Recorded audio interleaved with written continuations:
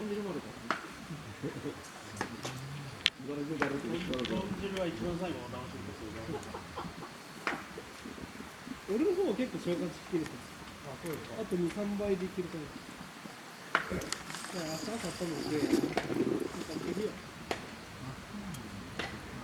猫にガシャンやられみたいな。そんぐらいあるよ、俺も。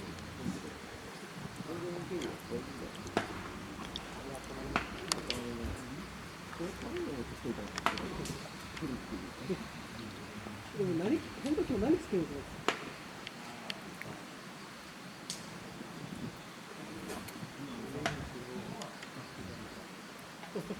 それ